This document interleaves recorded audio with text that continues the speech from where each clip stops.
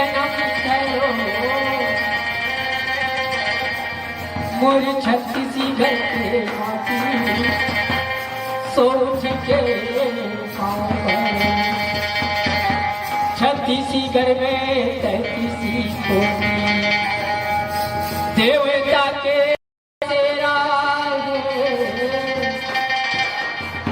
मोर छत्तीसगढ़ की बोली जैसे गुड़ी में पागे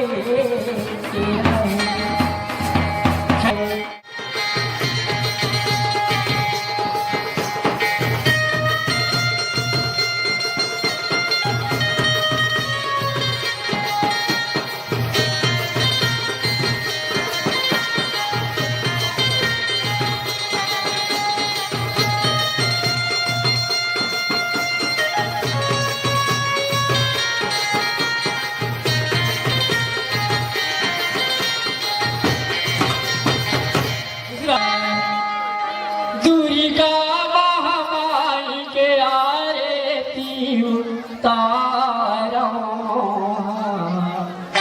दूरी का महामाई के आरती उतारो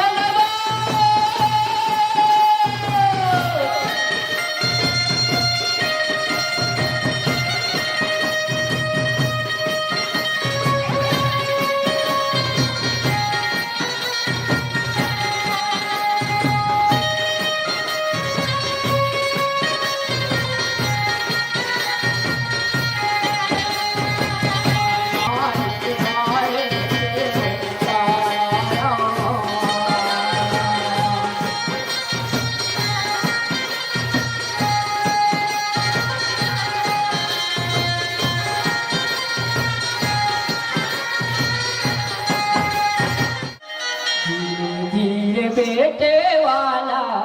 पले ना दिला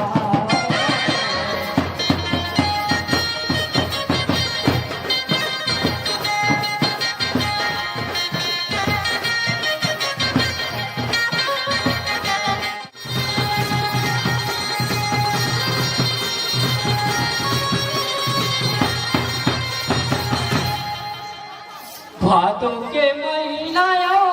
तिथि के आते संगी औतीने का परे बुधवार रूनी ना छतीरा में जन्मा धरे में भैया रूनी ना छतीरा में जन्मा धरे संगी ए मोर भैया